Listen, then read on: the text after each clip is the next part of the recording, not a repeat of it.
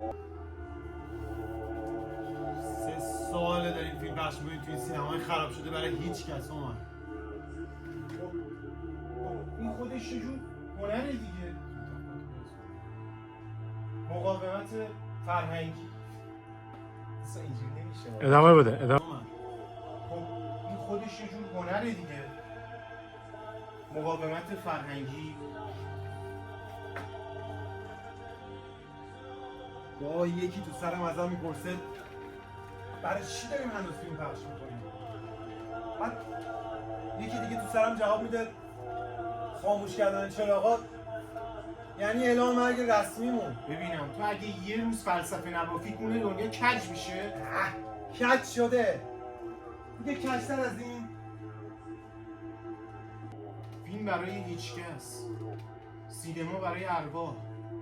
اون وقت زندگی برای چی؟ برای بازپخش روزای پوسیده حتما. چه میدونه؟ شاید. سلام، صبح بخیر اساتید هنر. صبح بخیر عمر عزیزم. صبح جهنمیتون چطوره توی سینمای خراب شده؟ سلام، صبح شما هم بخیر باشه. صبح بخیر، چطوری؟ صبح بخیر.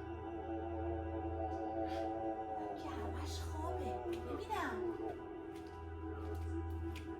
کسی اومده امشب برای تماشا؟ اینو ما باید از شما بپرسیم ها. آره ببین ردیف آخر یه پسر بچه با کت قهوه‌ای و ببین کت قهوه‌ای و چشمای آبی نشسته.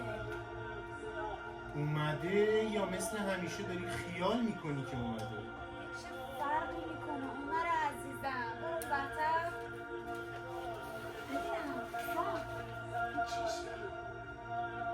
اگه هر بار که گفته بودی یکی اومده و من در ازاش یه پنی ازت گرفته بودم